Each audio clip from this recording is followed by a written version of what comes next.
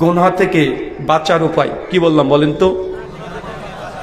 কেন আজকের তারিখটা হচ্ছে গোটা বিশ্ব জগতে 365টা দিন যত না গুনাহ হয়, যত না পাপ হয়, তার চাইতে ঢের গুণে আজকে রাত্রিতে গোটা বিশ্বব্যাপী আজকে পাপ মানুষ করছে এবং করতেই আছে, ঠিক না ভুল? কারণ 14ই ফেব্রুয়ারি আলহামদুলিল্লাহ, কিন্তু আজকে এই 14ই ফেব্রুয়ারিকে কেন্দ্র করে আয়োজন, অন্ততপক্ষে এলাকার কিছু যুবক হলেও, কিছু মানুষ হলে সে গুনাহ থেকে, সে পাপ থেকে বেঁচে থাকার জন্য অন্তত এখানে আলোচনা শ্রবণের উদ্দেশ্যে বসে আছেন। আল্লাহ সুবহানাহু ওয়া তাআলা যারা গুনাহ থেকে বাঁচতে চায়, তুমি তাদেরকে সাহায্য সহযোগিতা করেছো, বলি আমিন। সম্মানিত শুধু আলোচ্য বিষয় গুনাহ থেকে বাঁচার উপায়। তার পূর্বেই আপনাদের শ্রোতা হিসাবে কিছু কথা বলতে চাই। যারা আপনারা এখানে আলোচনা শ্রবণ করতে এসেছেন, মনে রাখবেন একটি কথা, একটা যে ভুল জানার চাইতে না জানা অনেক বেশি ভালো। কি বললাম বলেন তো? ভুল না জানার চাইতে, মানে একজন মানুষ ভুল জানে আর একজন মানুষ জানেই না, কে বেশি ভালো? একটা উদাহরণ দিয়ে বুঝতে পারবেন। কারণ বাংলাদেশ আলহামদুলিল্লাহ মসজিদ আর মাদ্রাসার জায়গা। আমি আমার বাড়ি থেকে যদি হিসাব করে, আমার বাড়ি থেকে আহলে হাদিসের মসজিদ যদি মাদ্রাসা যদি খুঁজতে চাই, কমপক্ষে না হলেও 40 কিলোমিটার পরে আমার আহলে হাদিস একটা মাদ্রাসা পাওয়া যায়। হানাফি ভাইদের আছে যত সামান্য। তা আপনারা বাংলাদেশ আলহামদুলিল্লাহ, মানে রাস্তাঘাট ঢাকা শহর হচ্ছে মানে মসজিদ আর মাদ্রাসার শহর না ভাইজান? মানে একটা আজান শেষ না হতে হতে 150টা আজান আপনারা শুনতে পান। আর আমাদের ওখানে মানে আজান শুনতে হলেও কানটাকে খাড়া করতে হয়, দেখি তো শোনা যায় কিনা। তার মানে উদাহরণটা আপনাকে এই জন্য দিচ্ছি, কারণ একটা মানুষ 50 বছর বা 60 বছর হয়ে গেছে, ওই ব্যক্তি সূরাতুল ফাতিহা শিখেছে, বাংলা উচ্চারণ দেখে দেখে শিখেছে, বা একা একা তিনি শেখার চেষ্টা করেছেন। আর এমন এক সূরা ফাতিহা শিখেছেন যে মানুষ যদি শোনে বলে, বাবা এটা কি পড়লো, এটা ফাতিহা পড়লো না মন্ত্র পড়লো? ভাই এমন মানুষ আছে না নাই? ব্যক্তির বয়স কিন্তু 50 এবং 50 বছর ধরে সালাত আদায় করছে, ওই ফাতিহা পড়ছে আলহামদুলিল্লাহি রাব্বিল আলামিন। ভাই এমন আছে না নাই? আমি জাস্ট তাদেরকে আমি খারাপ ভাবে বলছি না, একজন এটা জানে আর একজন মানুষ জানেই না। আপনার 3 বছর 4 বছর একটা ছেলে, সে জানে না। এবং কাকে শেখানো বেশি সহজ, যে জানে তাকে না যে জানে না তাকে? একটা বাচ্চা ছেলে দেখবেন যখন তাকে সূরাতুল ফাতিহা শেখাবেন, ছোট অবস্থায় ওই এত বিশুদ্ধভাবে তেলাওয়াত করতে পারবে, এত চমৎকার করে তেলাওয়াত করতে পারবে। কিন্তু 50 বছর এই বুড়ো হয়ে গেছে, যে দীর্ঘদিন ধরে পড়ে পড়ে আসছে 50 বছর, তাকে যদি শেখ সুদাইসের সামনে বসিয়ে দেন, আর সুদাইসকে যদি বলা হয় 1 বছর সময় দিলাম, গোটা কোরআন নাই সূরা ফাতিহা এই ব্যক্তি শুদ্ধ করে দেন, সুদাইস বলবে যে আমি শহীদ হয়ে যেতে রাজি আছি, কিন্তু একে শেখাতে পারবো না। কেন বলেন তো? কারণ তার আগে থেকে শেখা আছে, কিন্তু ভুল শেখা আছে। তাই আগে থেকে পুনর্বার মানে যা শিখেছে সবগুলোকে আগে এই জুয়া থেকে বের করতে হবে, ডিলিট করতে হবে, ফরম্যাট করতে হবে, তারপর নতুন করে ইনস্টল করতে হবে। এটা টাফ বিষয়, কিন্তু যে জানে না তাকে শেখানো খুব বেশি কঠিন নয়, বরং সহজ। আমাদের সমাজে অনেক কিছু আছে দেখবেন, যাদের সমাজে ধর্মের নামে চলছে, অথচ ধর্ম না, কিন্তু যে জানে এবং আমল করছে তাকে যদি বলতে যান, সে সহজে সে জিনিসটা গ্রহণ করবে না। কেন? কারণ সেটাকে ধর্ম মনে করে, নেকি মনে করে, ইবাদত মনে করে। কিন্তু যে জানে না, আজকে নতুন এই মাদ্রাসায় আসবে, আমি যে একটা কোরআনের কথা বলি, একটা হাদিস বলি, সেখানে গ্রহণ করতে খুব বেশি আগ্রহী হয় কি হয় না? যেন একটা উদাহরণ দিই, সহিহ বুখারী 444 নম্বর হাদিস, মাশহুর হাদিস। আল্লাহ নবী বলছেন, কেউ যদি মসজিদে প্রবেশ করে, সাল্লু রাকাতাইন, 2 রাকাত নামাজ আগে পড়ে নাও, না নামাজ পড়ে যেন কেউ বসে না। সমাজে কি আছে? আগে বসে না। দেখবেন অধিকাংশ মানুষ মনে করে যে মসজিদে এসে বসা এটাই আদব। কিছুক্ষণ বসবে, কমপক্ষে 1 সেকেন্ড হলো বসবে, 10 সেকেন্ড হলো বসবে, বসার পরে একটু অপেক্ষা করে নামাজ শুরু করছে। অথচ এটা সরাসরি হাদিস বিরোধী কি বিরোধী নয়? যদিও আমি এই কথা বলছি না যে মসজিদে প্রবেশ করে নামাজ পড়া ফরজ বা বাধ্যতামূলক, এমনটা নয়। ইমাম নববী রাহিমাহুল্লাহ সহিহ ইশারা করতে গিয়ে তিনি হাদিস থেকে এনেছে, তিনি জমহুর মুহাদ্দিসদের কথা নকল করে বলেছেন, মসজিদে এসে আগে 2 রাকাত পড়া এটা মুস্তাহাব, ভালো কাজ, নবী উৎসাহ করেছে। কিন্তু মানুষ এটা সম্পূর্ণ বিপরীত আমল করে, কি করে না করে। এখন মানুষকে যেন আমরা বলতে যাই, ভাইজান মসজিদে কেন বসলেন, আগে 2 রাকাত নামাজ পড়েন। কিন্তু বলে আমি এতদিন ধরে আসছি মসজিদে, আমি এতদিন ধরে কেউ কিছু বললো না, আর তুমি আজকের ব্যক্তি এসে বলছো আগে মসজিদে বসতে হবে না, আগে নামাজ পড়তে হবে। এটা মানুষ মানতে চায় না। কেন? কারণ জানে ও ভুল, জানে ও সঠিকটা ও গ্রহণ করতে পারে না। এই জন্য ডক্টর জাকির নাকি একটা কথা বলতেন, যখন নাস্তিকরা তাকে প্রশ্ন করতো তো ডক্টর জাকির নাকি অ্যান্সার দেওয়ার সময় বলতেন যে দেখেন, যখন কোনো নাস্তিক আমাকে প্রশ্ন করে আমি খুশি হই। কেন? কারণ যারা অন্য ধর্ম মানে তাদেরকে বোঝানোর টাফ বিষয়। সে 333 কোটি দেবদেবতাকে পুজো করে, তো প্রথমে মুসলমানদেরকে প্রমাণ করতে হয় শ্রীকৃষ্ণ, রামচন্দ্র বা শিব, মহেশ্বর, যতগুলো দেবতা আছে কেউ ঈশ্বর না। আগে এটা প্রমাণ করতে হয়, তারপর প্রমাণ করতে হবে যে একজন আল্লাহ আছে, তার পরিচয় তুলে ধরতে হয়। মানে কাজ দুই মুখ থেকে আমাদেরকে করতে হয়। কিন্তু নাস্তিক ও শাহাদাত কালেমার প্রথম অংশকে স্বীকারই করে নেয়। কেন? আগে বলে লা ইলাহা, মানে 360 মূর্তি কি গোটা জগতে যত ঈশ্বর আছে কাউকে বিশ্বাস করে না নাস্তিক। ডক্টর জাকির নায়েক তারপরে বলে, তখন আমি নাস্তিককে ধন্যবাদ দিয়ে বলি যে আপনি কালিমার অর্ধেক অলরেডি মেনে নিয়েছেন, বাকি অর্ধেক আছে, আর ইনশাআল্লাহ কোরআন সুন্নাহর আলোকে বাকি অর্ধেক আমি ডক্টর জাকির নায়েক এটা প্রমাণ করতে পারবো। তারপর তিনি অ্যান্সার দেন। কেন? মানে এটাই সহজ। মানে যে জানে না তাকে শেখানো সহজ, আর আপনি যদি জেনে থাকেন কিন্তু ভুল জানেন তাকে শেখানো খুব কঠিন। এই জন্য দেখবেন মক্কার মুশরিকরা, আবু জাহেল, উনি কিন্তু মূর্খ ছিল না, মূর্খ ছিল, ও জ্ঞানী ছিল। যারা বেশি জ্ঞানী হয়ে গেছে তাদের পরিবর্তন করা খুব কঠিন, কিন্তু আম জনতা আলহামদুলিল্লাহ তারা খুব সহজেই পরিবর্তন হয়। আচ্ছা, আপনাকে আরেকটা প্রশ্ন করি, আমরা মুসলিমদের মধ্যে যতগুলো বাংলাদেশে দল আছে, কোন দলের অনুসারীকে সব চাইতে আমরা জাহেল, মূর্খ, তাদের পরে তীব্র সমালোচনা করি? কারা? যারা কবর পূজা করে, যারা মাজার পূজা করে, যারা পীর পূজা করে, যারা গাছ পূজা করে, যারা মানে মাযহাবের নামে আজকে রাত্রিতে হালুয়া রুটি খাবে, সারা রাত নামাজ পড়বে, এদেরকে আমরা বিভিন্ন রকম ভাবে আমরা তাদের সমালোচনা করি এবং কঠিন সমালোচনা তাদেরই করি। আরে জ্বলন্ত উদাহরণ আপনাকে দিই, যতই তাদের সমালোচনা করেন, আজকে তাদের মাযহাব থেকে হানাফি ভাইদের মাযহাব বলেন বা যা আছে সবচেয়ে যেটা আহলে হাদিস বেশি হয়েছে, কারা কনভার্ট বেশি হয়েছে? মানে প্রশ্ন বুঝতে পারেননি। সাধারণ মানুষ সবাই, দেওবন্দি বলেন, বেরলভী বলেন, এই দুটো তো হানাফি মাযহাবের মূল স্রোত, দুটো ভেসে আসছে না? যদি পরিবর্তন হয় বেশি, কারা হয়েছে? দেওবন্দিরা না বেরলভীরা? বেরলভী মানে বুঝেন না নাকি? সুন্নি, সুন্নি বোঝেন না? কবর মাজার পূজারি কি দ্রুত আহলে হাদিস হয় না দেওবন্দি কওমি ভাইরা দ্রুত আহলে হাদিস হয়? দেখবেন যারা জিনা, যারা কবর পূজা মাজার পূজা করে তারাই, কারণ তাদের হৃদয়ের মধ্যে একটা ভালোবাসা আছে, নবীর প্রতি ভালোবাসা।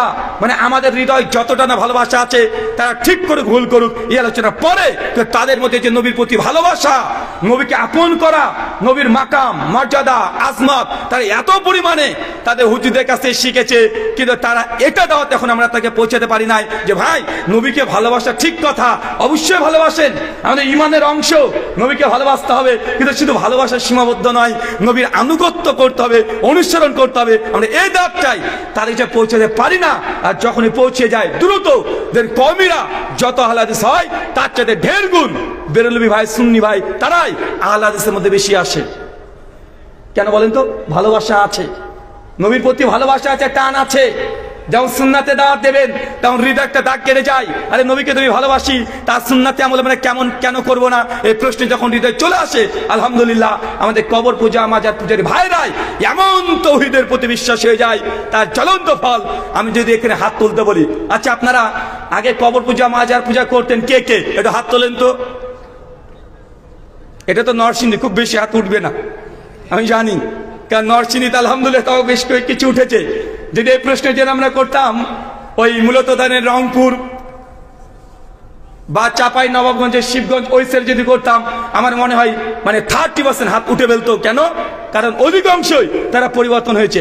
আল্লাহ সুবহানাহু ওয়া তাআলা এই জন্য কোরআনুল কারীম সূরা ফুরকানে 69 থেকে 71 নম্বর আয়াতে জানিয়ে দিয়েছে, যারা একবার যদি তওবা করে, আল্লাহ সুবহানাহু ওয়া তাআলা তওবা যদি গ্রহণ করে নেয়, তার পেছনে সমস্ত গুনাহ আল্লাহ নেকিতে বদলে দেয়। ইমামউদ্দিন ইবনে কাসির রাহিমাহুল্লাহ আলোচনা করে বলছেন, এখানে মানে গুনাহকে নেকিতে বদলে দেওয়া মানে যদি শিরক করে থাকে, সেটাকে আল্লাহ সুবহানাহু ওয়া তাআলা তাওহীদে আল্লাহ পরিপূর্ণ করে দেয় তার হৃদয়। তার জ্বলন্ত দৃষ্টান্ত দেখছেন না? আলহামদুলিল্লাহ আজ থেকে 20 বছর আগেও বাংলাদেশ মাত্র 15 কোটি মুসলিমের দেশ, তার মধ্যে প্রায় 3.5 থেকে 4 কোটি আহলে হাদিস হয়ে গেছে। কোথা থেকে? আসমান থেকে এসেছে? কোথা থেকে? আসমান থেকে এসেছে না। আমরা যাদেরকে কবর পূজারী, মাজার পূজারী বলছি, আলহামদুলিল্লাহ আহলে হাদিস ওলামাদের দায়িত্ব, তাদের দাওয়াত, তাদের লেখনী, তাদের আলোচনা আলহামদুলিল্লাহ এমন ভাবে গোটা বাংলাদেশকে ছয় লাভ করে দিয়েছে। শুধু বাংলাদেশ নয়, বরং পশ্চিম বাংলা, আমরা যেখান থেকে এসেছি, বাংলাদেশের এই আলোচকদের, আহলে হাদিসদের, আলেমদের বাংলাদেশে যেমনটা জনপ্রিয়, আমি মনে করি তার চাইতে 3 গুণ 10 গুণ পশ্চিম বাংলায় তাদের আরো বেশি জনপ্রিয়তা আছে। পশ্চিম বাংলাতে আলহামদুলিল্লাহ বাংলা ভাষাতে বই খুব কম মানুষ লেখে। আমার জানা মতো 3 জনকে পেয়েছি। এক সেই সময় ছিল আইনুল বাড়ি আলিয়াভি রহিমাহুল্লাহ, তিনি একজন। আর বর্তমান আছেন আব্দুল হামিদ ফাইজি মাদানী হাফেজাহুল্লাহ মিলান জিন্নাতি ওয়ান নাস, মানে তিনি আছেন। আর সামান্য সামান্য কিছু পত্রিকা বের হয়, কিন্তু পশ্চিম বাংলায় কমপক্ষে 10 কোটি মানুষ হচ্ছে যারা বাংলা ভাষায় কথা বলে। আসামে কমপক্ষে 6 কোটি মানুষ এসে যারা বাংলা ভাষায় কথা বলে এবং বুঝে।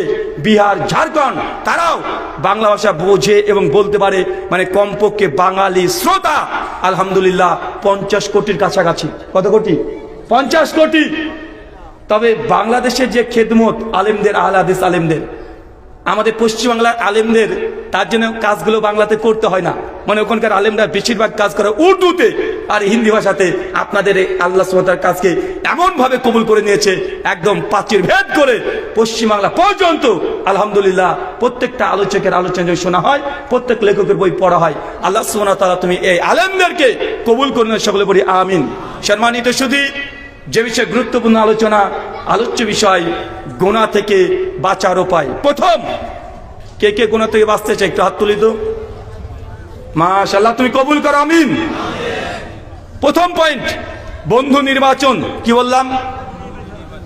কার সঙ্গে চলছেন, কার সঙ্গে উঠা বসা করছেন, কে আপনার বন্ধু, এই বন্ধু আগে নির্বাচন করতে হবে ঠিকভাবে।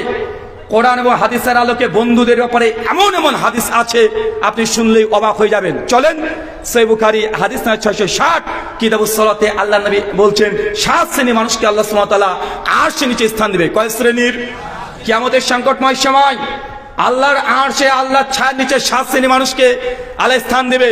তার মধ্যে এক প্রকার আছে ওই বন্ধু যে আল্লাহর সন্তুষ্টির জন্য কাউকে ভালোবেসেছে, আর আল্লাহ সুবহানাহু ওয়া তাআলা যাতে নারাজ হয়ে যায় তার থেকে বিরত থাকার জন্যই যাকে ভালোবাসা পরিত্যাগ করেছে এই ব্যক্তিকে আল্লাহ আরশের নিচে স্থান দিবে।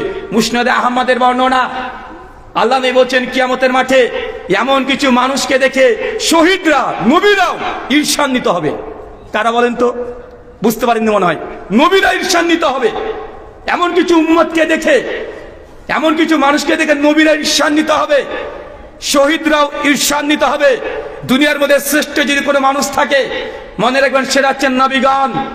আর তারপরে যদি থাকে নবী যতগুলো সঙ্গী সাথী সাহাবী আছে তারা যদি ক্যাটাগরি করতে যান, শহীদরা এদের মর্যাদা অনেক বেশি, অনেক বেশি।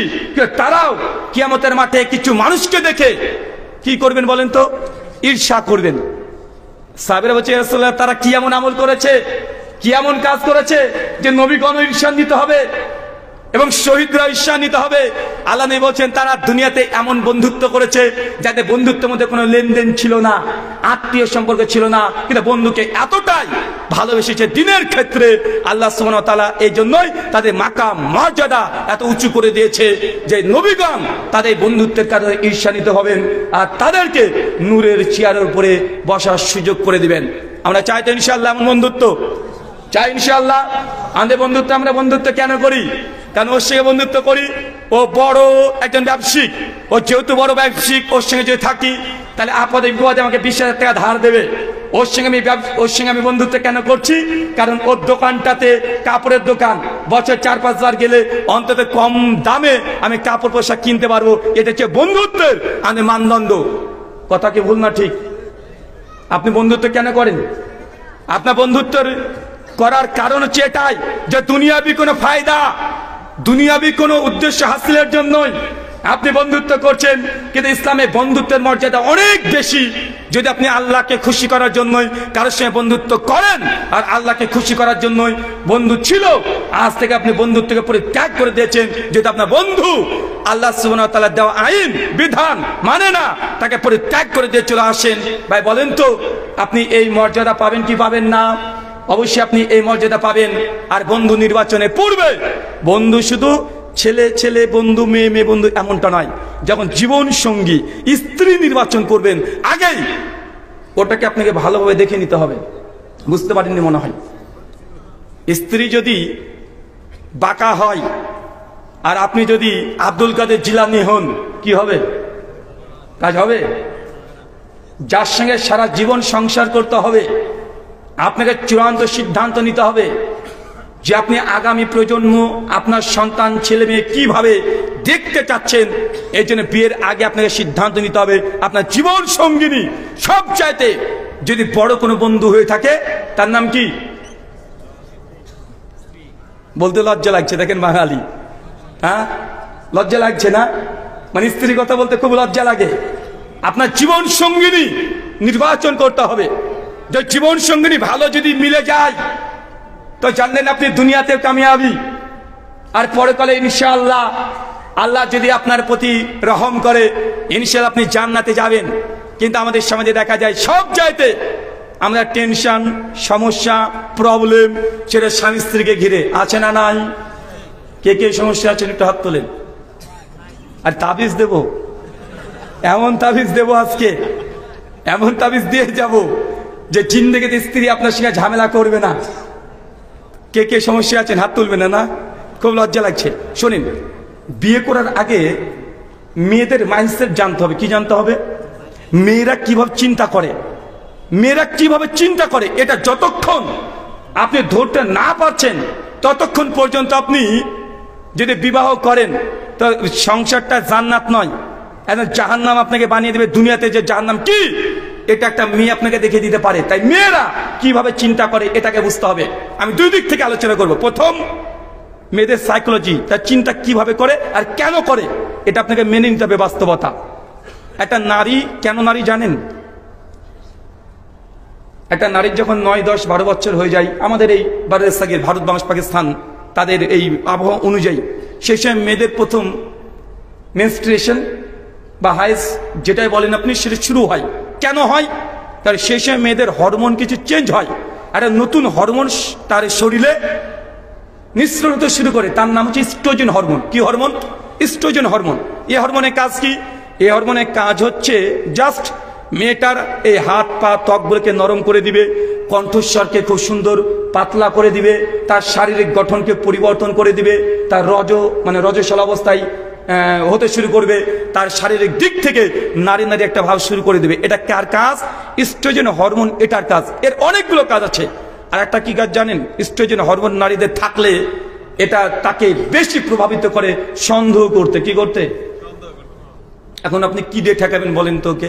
আপনি বলছেন যে আপনার স্ত্রী আপনাকে সন্দেহ করে। চাচা, বয়স আপনার 80, আপনি কালকে যান কালুর দাদির সঙ্গে গল্প করবেন রাস্তাতে, বুঝতে পারলেন কালুর দাদি, ওর বয়স 80, যদি আপনি গল্প করেন আর চাচি যদি দেখে যে আপনি ওই 80 বছরের বুড়ির সঙ্গে গল্প করছেন, দেখবেন চাচি ঝাঁটা নিয়ে হাঁটতে হাঁটতে চলে যাবে, আর আপনাকে একদম ডাইরেক্ট বলে দেবে তোমার বয়স 80 পার হয়ে গেল, এক পা এক কবরে আর এক পা কলার ছতরে, তোমার লুচ্চামি এখনো যায় নাই। ভাই বলে কি বলে না? কথা বলেন। কারণ নারী হচ্ছে সন্দেহ প্রবণ, ওই ইচ্ছা করে সন্দেহ করে না, বায়োলজিক্যালি তার যে হরমোন আছে ওকে বাধ্য করবে সন্দেহ করতে, সন্দেহ করবে। আপনি ভালো কথা বলেন, ওই ভালো কথার মধ্যে খারাপ বের করে রেখে দিবে। আপনি ডানে বলবেন, ও বায়ে যেতে চাইবে। আপনি যদি বলেন যে তোমাকে এই শাড়িটাতে ভালো লাগছে, সবাই বলে খারাপ লাগছে, তুমি বলছো ভালো লাগছে। আপনি চা বলবেন, যদি বলেন যে এটা তো এই কালারটা কি, এটা লাল কালার, বলেন না এটা লাল না, অচল লাল, বলে লাল না তবে এটা খয়েরি টাইপের। কেন বলেন তো? নারীদের এটা ভেবে নিবেন এটা পৈতৃক সম্পত্তি। এটা কি বলেন তো? এটা মেনে নিতে হবে, কিচ্ছু করার নেই। আপনি যদি তার সঙ্গে এ বিষয়ে বেশি আলোচনা করতে যান, তার যদি জবাব দিতে যান, তো বিপদ আছে। তাই নারীরা চিন্তা করে এইভাবে, তারা সন্দেহ প্রবণ। এটা দিয়েও আলহামদুলিল্লাহ বেনিফিট আছে। কি জানেন? বেনিফিট এটা এই জন্যই, যে একটা নারী একটা টাইম যতগুলো চিন্তা করতে পারে একজন পুরুষ অতগুলো চিন্তায় একই সময় করতে পারবে না। একটা উদাহরণ দেন, বুঝতে পারবেন। আপনার স্বামী স্ত্রী দুজন একসঙ্গে খানা খাচ্ছেন, মানে খাবার খাচ্ছেন, আর আপনার 1.5 বছর 2 বছর ছেলে যে হাঁটতে হাঁটতে বাড়ি থেকে বের হয়ে চলে যাচ্ছে, বা পুকুর আছে পুকুরের ধারে গেছে চলে গেছে, আমি চ্যালেঞ্জ করলাম, বাপ দেখতে পাবে না, আগে মা দেখে ফেলবে। বুঝতে পারলেন মনে হয়? মানে একটা যদি কোনো কিছু নড়ে ওঠে, মা চিৎকার দিয়ে আগে উঠে বাবার চাইতে। কেন? কারণ সে সবসময় সন্দেহপ্রবণ, তার সন্তানকে ঘিরে তার চিন্তা, তার স্বামীকে ঘিরে সব চিন্তা, সে দুটো বিষয় চিন্তা করতে পারে না। আপনাকে যতগুলো প্রশ্ন করছে, আপনার প্রতি যত অভিযোগ করছে, সবগুলোকে ঘিরে দেখবেন আপনাকে ভয় মানে আপনাকে নিয়ে ভয়। যদি সে অন্য কারো হয়ে যায়, যদি আমাকে ডিভোর্স দিয়ে দেয়, যদি আমার কাছে আরেকজন চলে আসে, এটা নারী সারাদিন ব্রেনে মস্তিষ্কে বারবার এই আঘাতটা আসে। তার জন্য আপনাকে বারবার সন্দেহ করে, এই জন্যই কেন আপনাকে বেশি ভালোবাসে, আপনাকে হারাতে চায় না, এই জন্যই এটা নারী আপনাকে সন্দেহ করে। এটা মেনে নিতে হবে। আর 2 কি বললাম বলেন তো? তারা অতিরিক্ত কথা বলবে। কি বলবে? এটা তাদের বায়োলজিক্যাল, আপনি টুটি বলতে পারেন, বা আল্লাহর পক্ষ থেকে নিয়ামত বলতে পারেন মেয়েদের জন্য। কেননা একটা পুরুষ প্রতিদিন 24 ঘন্টায় আমরা যে কথাগুলো বলছি না, ওয়ার্ড বলছি, এটা একটা লিমিটেশন আছে। আমাদের কান দিয়ে যখন শুনি, যদি 80 ডেসিবেল হয়ে যায়, তার চাইতে বেশি যদি আওয়াজ হয়ে যায়, আমরা কিছু শুনতে পাবো না। কেন? কারণ আমাদের কানের শ্রবণ শক্তির একটা নির্দিষ্ট পরিমাপ আল্লাহ দিয়েছেন। ঠিক একইভাবে আমরা যে কথা বলছি, এটা একটা লিমিটেশন আছে। একটা প্রাপ্তবয়স্ক পুরুষের প্রতিদিন নিউরন, মানে কথা বলার জন্য ব্রেনকে নিয়ন্ত্রণ করে নিউরন, আর প্রতিদিন একটা প্রাপ্তবয়স্ক পুরুষের জন্য ওয়ার্ড, শব্দ স্বাভাবিকভাবে তৈরি করে 3 লক্ষ। কত লক্ষ? 3 লাখ, মাত্র 3 লাখ স্বাভাবিকভাবে আপনি কথা বলতে পারবেন। কোনোদিন যদি বেশি কথা বলে ফেলেন, যদি 3 লক্ষ ওয়ার্ড শেষ হয়ে যায়, কথা বলতে আর ভালো লাগবে না, বিরক্ত লাগবে, মেজাজ খিটখিটে হয়ে যাবে, মানে খারাপ লাগবে আপনার। কেন? কারণ যে 3 লক্ষ শব্দ আপনার ব্রেন সাপ্লাই দেওয়ার কথা, ওটা শেষ করে ফেলেছেন। কথাকে বুঝতে পারলেন? চাচা, একটা মেয়ে মানুষের ব্রেনে প্রতিদিন কতগুলো শব্দ অক্ষর ডেলিভারি করে আপনি জানেন? 6 লক্ষ। কোথায় শুনেছেন? আমার কাছ থেকে শুনেছেন না? তাও ভালো। মেয়েদের ব্রেন থেকে প্রতিদিন কতগুলো অক্ষর আসে? প্রায় 6 লক্ষ। তো আপনি যে পুরুষ মানুষ, ব্যবসা করছেন, ব্যবসার খাতিরে কাস্টমারের সঙ্গে কথা বলতে হচ্ছে আপনাকে।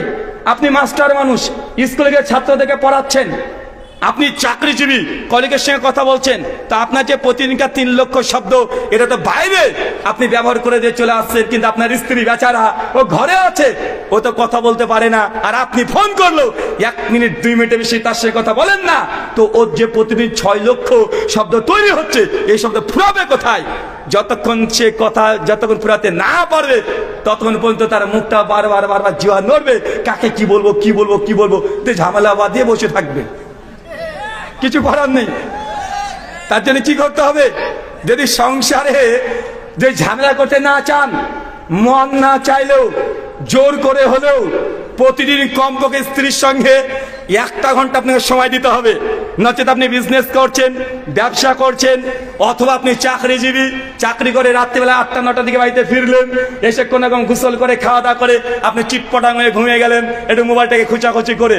তো ওই মেয়েটার যে 6 লক্ষ শব্দের মধ্যে মাত্র 10,000 ফুরিয়েছে। কারণ ছেলে মেয়ে প্রতিপালন করতে বেশি শব্দ লাগে না।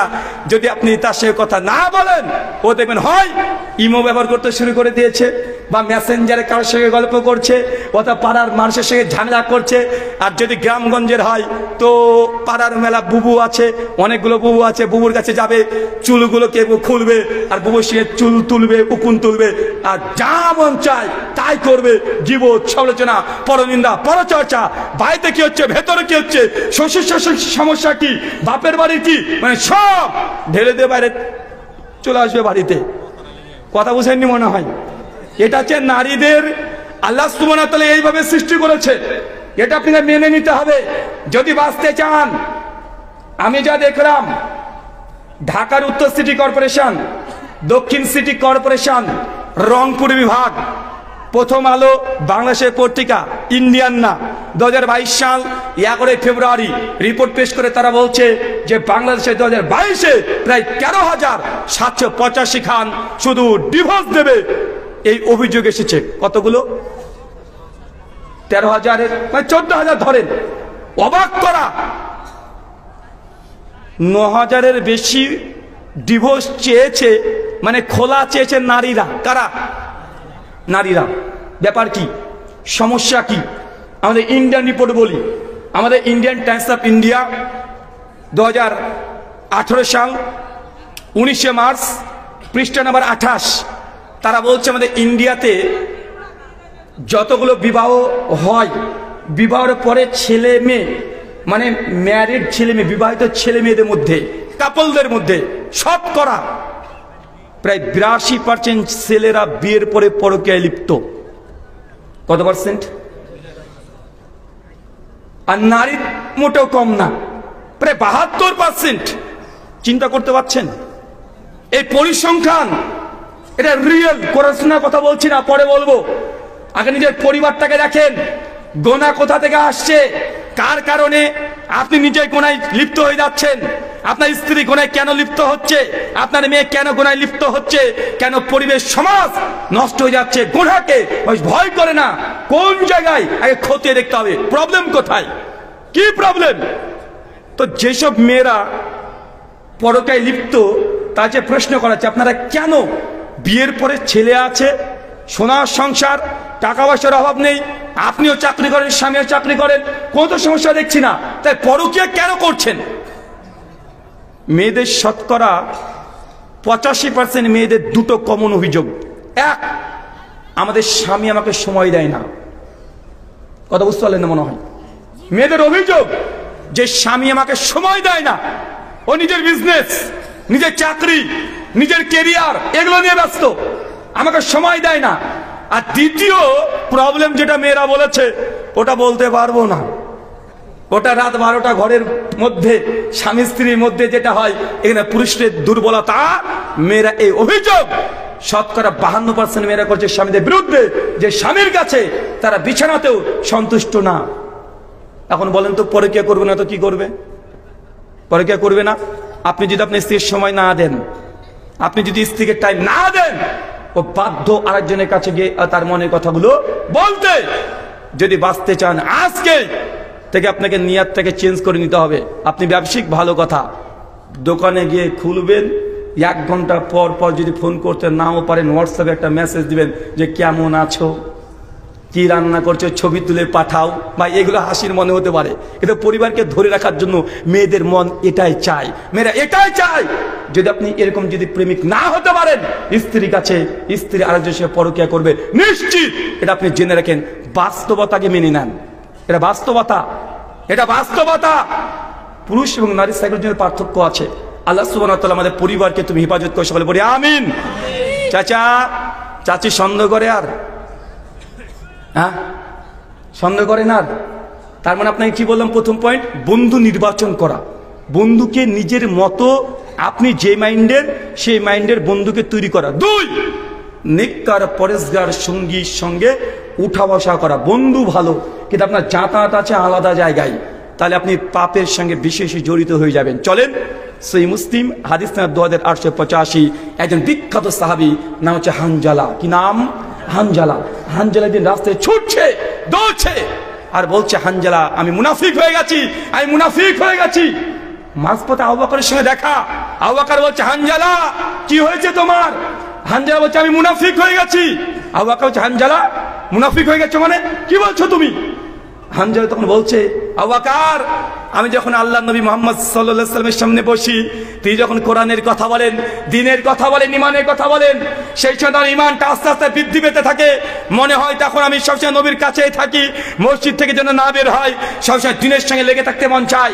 যখনই আমি নবীর মসজিদকে ত্যাগ করে চলে আসি, আমি আমার ব্যবসার কাজে লেগে যাই, আমি এলাকাতে ঘুরে বেড়াই, তখন আমার আর ইমান আস্তে আস্তে কমতে থাকে। তখন মনে হয় না যে আর মসজিদের দিকে ধাবিত হই, আবার সেই দিকে যাই, হানজালা আমি মুনাফিক হয়ে গেছি। আবু বকরকে এই কথা বলছে, চিন্তা করতে পারছেন? এত বিখ্যাত সাহাবী আবু বকর রাদিয়াল্লাহু আনহুর সঙ্গে সঙ্গে বলছেন যে, হানজালা তুমি কি বলছো? আরে এই সমস্যা তো আমার মধ্যেও, আমিও যখন নবীর সামনে বসি আমার এটাই ঘটে। তখন হানজালা বলছে, তাই? তখন হানজালা দৌড়তে শুরু করেছে, পেছন পেছন আবু বকর বলছে, চলো আল্লাহ নবীর দরবারে যায়, নবীর কাছে যায়, সে দুইজন, একজন আবু বকর, চিন্তা করতে পারছেন, একজন হানজালা, দুজন ছুটছে, ছুটে নবীর দরজায় গিয়ে দাঁড়িয়ে আছে। আল্লাহ নবী তিনি সঙ্গে সঙ্গে বলছেন, আমার হানজালার কি অবস্থা, কি খবর তোমার? আবু বকর জবাব দিয়ে বলছে, ইয়া রাসূলুল্লাহ, হানজালা মুনাফিক হয়ে গেছে, হানজালা মুনাফিক হয়ে গেছে। নবী বলছে, কি বলো আবু বকর, আমার হানজালা মুনাফিক হয়ে গেছে মানে কি হয়েছে? সমস্যা আবু বকর রাদিয়াল্লাহু আনহু, হানজালা দুজন তাদের যে মনের কথা নবীর সামনে বললেন। আল্লাহ নবীর সঙ্গে সঙ্গে চট করে বলছেন, হানজালা, সত্যি আমার সামনে যখন তুমি বসো তোমার ঈমান জেলে বেলে থাকে, এই ঈমান যদি সব সময় থাকতো আল্লাহ আসমান থেকে ফেরেশতা পাঠিয়ে দিত, তোমাদের বিছানায় হাতে হাত মুসাফা করতো প্রতিদিন। তার মানে এই হাদিস প্রমাণ করে, যদি আপনি ভালো মানুষের সঙ্গে উঠা বসা করেন, ভালো মানুষের সঙ্গে চলাফেরা করেন, তাহলে বন্ধুর কিছু কিছু গুণ অটোমেটিক আপনার ভিতরে চলে আসবে। আল্লাহ নবী তার জন্য ওই যে উদাহরণ দিয়েছে হপারওয়ালার আর আতরওয়ালা, যে হপারওয়ালার কাছে যদি তুমি বসো তাহলে তার দুর্গন্ধ তোমার গায়ে লাগবে, আগুনের ছিটে ফোটা এসে পোশাককে নোংরাও করে দিবে, পোশাকটাকে গলিয়ে দিতেও পারে। কিন্তু আতরওয়ালার কাছে গিয়ে যদি ফ্রি বসে থাকো, যদি বন্ধুর মন চাই একটু আতর দিলে সুগন্ধি পেয়ে গেলে, আর যদি তাও নাও দেয় অন্তত ওই দোকানে থেকে থেকে পোশাকের মধ্যে একটা সুগন্ধি ভাব চলে আসবে। যদি তাও না হয় অন্তত নাকে ফ্রিতে তো সুগন্ধিটা পেয়েছো, মানে তুমি বন্ধু যেমন তুমি নির্বাচন করবে তোমার ভিতরে অটোমেটিক সে গুণ, সিফাত, বৈশিষ্ট্য, বিশেষণ তোমার মধ্যে অটোমেটিক প্রবেশ করবে। এই জন্য দেখবেন আপনি যদি 2 নম্বরই ব্যবসা করেন, যে 2 নম্বরই ব্যবসা করেন, তো একাই 2 নম্বরই ব্যবসা আপনি চিন্তা করছেন 2 নম্বরই ব্যবসা করব, দেখবেন অটোমেটিক আপনার সামনে ওরকম 2 নম্বরের মালও চলে আসবে, একদম পুরো চেন চলে আসবে, বড় মানে ক্রাইম। চিন্তা করেন, দেখেন একজন যদি পান ও আর একটা সূত্র দিবে, ও আর একটা সূত্র দিবে, চলতে থাকবে। তখন মনে হবে যে গোটা বাংলাদেশে ভালো মানুষ নাই, সবাই ক্রিমিনাল। মনে হয় কি হয় না, কথা বলেন? মানে আপনি যে লাইনে চলতে চাইবেন অটোমেটিক আপনার বন্ধু সেইভাবেই চলে আসবে। মুসনাদে আবি দাউদ তাইলিসির মধ্যে সহিহ সনদে একটা হাদিস আসছে, আমাদের আয়েশা রাদিয়াল্লাহু আনহা তিনি বলছেন যে আমি যখন মক্কাতে ছিলাম সেই সময় একটা নারী খুব কৌতুক বলতো, মানুষকে হাসাতো। তো পরে যখন আমরা মদিনায় চলে আসলাম, ওই মেয়েটাও হিজরত করেনি, পরে এসেছে, ও মদিনা এসেছে, এসে মদিনার মধ্যে যে মেয়েটার সবচেয়ে বেশি কৌতুক করতো ওর সঙ্গে ভাব হয়ে গেছে।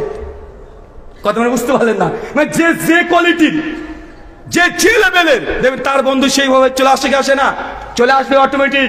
তাই আপনি যদি দেখবেন বেশি বেশি একজন মানুষ কোরআন পাঠ করছে, আপনি তার সঙ্গে বসেন, কোরআনের প্রতি মহব্বত আপনার চলে আসবে। আমার বন্ধু পড়ছে, আমিও পড়বো। দেখবেন যার জিহ্বাতে সবসময় জিকির আজকার আছে, কথা কথা সুবহানাল্লাহ, আলহামদুলিল্লাহ, লা হাওলা ওয়ালা কুওয়াতা ইল্লা বিল্লাহ, যে এই বেশি অতিরিক্ত জিকির আজকার করে তার সঙ্গে উঠা বসা করবেন, দেন অটোমেটিক আপনার মধ্যে জিকির আজকারগুলো আপনার জিহ্বায় চলে আসবে। আপনি যেমন কোয়ালিটির বন্ধু নির্বাচন করবেন, অবশ্যই ভাই বন্ধুর কিছু আদর্শ আপনার মধ্যে প্রবেশ করবে, অর্থাৎ আপনার আদর্শ বন্ধুর মধ্যে প্রবেশ করবে। তাই বন্ধু নির্বাচন করা, সেটা আপনার দুনিয়াবি বন্ধু হতে পারে অথবা আপনার স্ত্রী হতে পারে, আপনি সেই কোয়ালিটির আপনি যদি নির্বাচন না করেন গুনাহ থেকে দূরে থাকতে পারবেন না। দুনিয়াতে সবচাইতে বড় যদি কোনো মাধ্যম হয়ে থাকে যে পাপ থেকে বেঁচে থাকবো, দুইটা আমি মনে করি, 1 বন্ধুত্ব, 2 স্বামী স্ত্রীর সম্পর্ক। 2 জায়গায় যদি ঠিক হয়ে যায় 90% গুনাহ থেকে আপনি দূরে থাকতে পারবেন ইনশাআল্লাহ। পারবেন কি পারবেন না, কথা বলেন? 2 জায়গায় যদি ঠিক করতে পারেন। কিন্তু আমাদের বন্ধুরা দেখেন, ভাইয়েরা আছে, কে কে বিয়ে করেছে একটু হাত তোলো তো দেখি। বিবাহিত? মাশাআল্লাহ, হাত নামান। কে কে বিয়ে করনি? গরিব, মিসকিন, এই কয়টা আজকে পাওয়া যাবে না অবিবাহিতকে, সব ঢাকা, ওদের ধানমন্ডি আর কি কি সব আছে ওই দিকে চলে গেছে, ওই উত্তরার দিকে চলে গেছে, 300 মিটার পাশে, তাই না? মানে আজকে যুবকদেরকে পাওয়া যাবে না, আর যুবকরা আজকে সব ওই দিকে ঘুরে বেড়াচ্ছে। কে কে বিয়ে করতে চাও? আব্বা মা দিচ্ছে না, লজ্জা লাগে বলতে, একবার হাত তোলে তো দেখি। একজন, মাশাআল্লাহ, 2 জন, আর নেই? স্টেজে কেউ বিয়ে করেনি নাকি? বিয়ে করেছেন তো আপনি?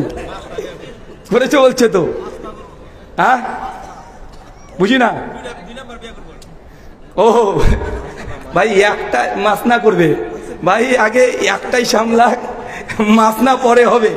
যে করেছে সে বুঝেছে, অত সাহস দেখাতে যায় না, আগে একটাই সামলান। তো যারা বিয়ে করেননি, বিয়ে করতে চান, তাই না? তো বিয়ে করতে চান, আব্বাকে বলতে পারেন না? কেন বলতে পারেন না? যখন R15 লাগবে, কেবল আপনি মাধ্যমিক পাস করেছেন, ক্লাস 10 পাস করেছেন, R15 মানে লাগবে, এই জন্য আব্বার সঙ্গে ঝামেলা করে মারামারি করে বাইক কিনে আপনি ঘুরে বেড়াচ্ছেন। বাইক লাগবে এটা বলতে পারেন, কিন্তু বউ লাগবে এটা বলা যায় না। যতদিন বলতে বাপকে না পারছেন, ততদিন আপনি বিয়ে করার যোগ্যতা অর্জন করতে পারেননি। আল্লাহ নবী যাকে তাকে বিয়ে করতে বলেনি তো। ওই যে হে যুবক দল, যে সামর্থ্য আছে বিয়ে করো, যার সামর্থ্য নাই রোজা করো। তো বিয়ে আপনার প্রয়োজন, স্ত্রী প্রয়োজন, বাপকে এখনো বলতে পারেননি, বলতে লজ্জা লাগে। তা আপনি এখন কি করবেন? বিবাহ না, আপনি ফিডারে না যান, বাড়ি থেকে রোজা করবেন কাল থেকে। কি করবেন? আপনার জন্য বিয়ে না, বিয়ে তো সমর্থন ব্যক্তির জন্য, বলার ক্যাপাবিলিটি নেই আর বিয়ে করবে। আল্লাহ সুবহানাহু ওয়া তাআলা আমাদেরকে এখান থেকে যেন বিয়ের যদি প্রয়োজন হয় আব্বা মার সামনে বলার তৌফিক দান করে, সকলে বলি আমিন। চাচা আমিন বলছি, দেখেছো? এইখানে আমিন বলে কি হতে পারে আপনি জানেন? আর একটা চাচি চলে আসবে, আর ক্যামেরায় যদি চাচি একবার দেখে নিয়েছে যে আপনার মুখ দিয়ে এই দোয়াতে আমিন বের হয়েছে, বাড়িতে যান, জিন্দেগি তার আপনাকে ওয়াজ শুনতে আসতে দিবে না। কেন? তুমি যে কোনো দোয়াতে আমিন বলবে না। তুমি কেন এই দোয়াতে আমিন বললে? এই দোয়াতে আমিন বলা যাবে না, যাকে তাকে বলা যাবে। যাই হোক, আল্লাহ সুবহানাহু ওয়া তাআলা আমাদের ভাইদের যে ইচ্ছা, নেক ইচ্ছা তুমি কবুল করে, সকলে বলি আমিন। সম্মানিত সুধী, আপনাকে আর একটা এখানে পরামর্শ দিই।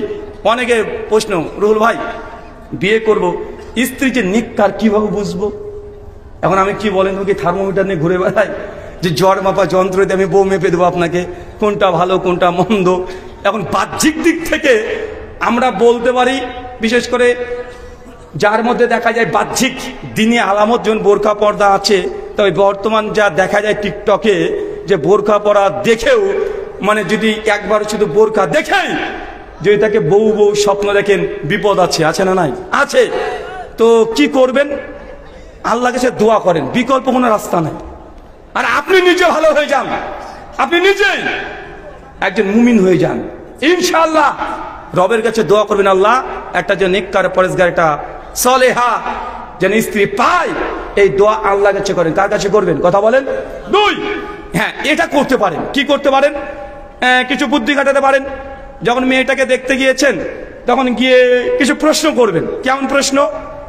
যে মেয়েটা আসলে দিনদার না শুধুমাত্র পর্দার মধ্যে তার দিন, মানে শুধু বোরখায় পড়ে, ভেতর কিছু নেই। আপনি বলতে পারেন, বলো তো প্রশ্ন করার সময়তে যে আল্লাহুস সামাদ, এটা বাংলা মানিয়ে বলো। যে মেয়েটা দিনদার তো আমার বিশ্বাস এটার মানে সে বলতে পারবে। 1 মিনিট সময় নিলেও সে বলতে পারবে। পারবে কি পারবে না? কথা বলেন। পারবে না? পারবে। ছোট ছোট কিছু প্রশ্ন করেন, ওকে প্রশ্ন করেন তো যে বলো তো আপনি বলেন 4 জন খলিফার নাম বলেন। এটা কিন্তু যে কেউ পারে না, ওই উল্টা পাল্টা করে দেয়। খলিফার নাম বলতে বলবে হাসান, হোসেন, আলী, ফাতেমা। বাঙালি তো আমরা 5 পাঞ্জাতন শিখেছি না? তো ওই মেয়েটার মধ্যে তৌহিদ আছে না নাই, শিরিক আছে না নাই, কোরআন সুন্নাহর জ্ঞান রাখে কি রাখে না, এই বিষয়ে জানতে গেলে এই কোটি কয়েক কিছু প্রশ্ন করবেন। প্রশ্ন করেন যে আপনি বিয়ে করতে কেন চাচ্ছেন, আমাকে কেন বিয়ে করতে চাচ্ছেন।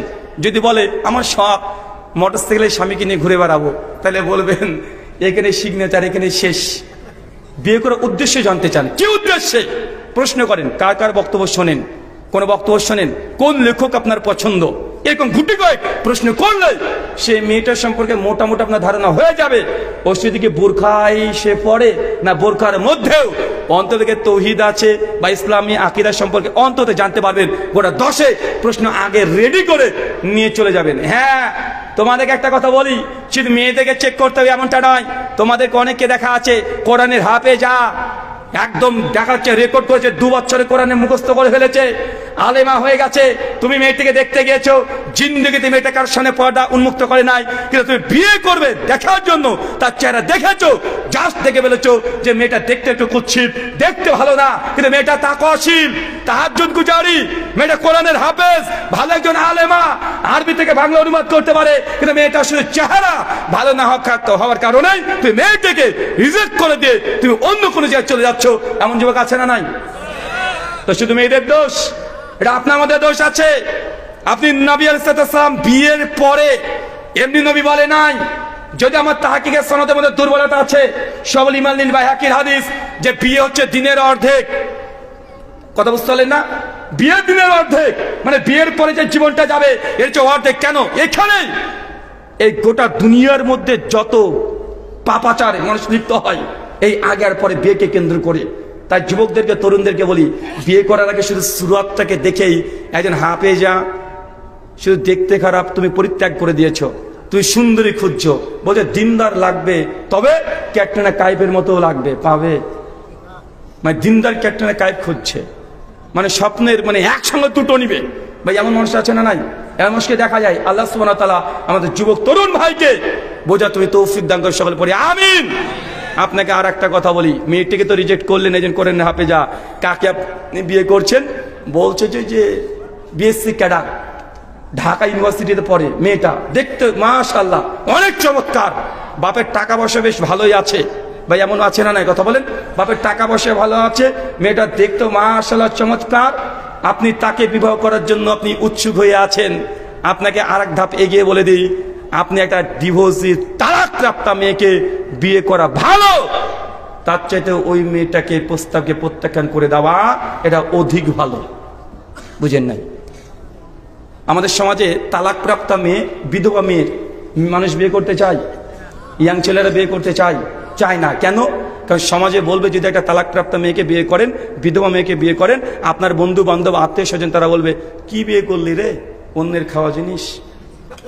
এটা হচ্ছে আপনার ভাষা রে ভাই, এটা আপনার ভাষাতে আমি বললাম। কিন্তু আপনি কি বিয়ে করেছেন? একদম অনেক শিক্ষিত, অনেক শিক্ষিত। জি, তুমি যাকে শিক্ষিত বলে বিয়ে করে নিয়ে এসেছো, তুমি মনে করছো সে একদম ইনটেক, একদম। তুমি জানো না এই মেয়েটা যে তালাকপ্রাপ্তা বা বিধবা, মেয়েটা শুধুমাত্র তার ইজ্জত একজনের কাছে দিয়েছিল।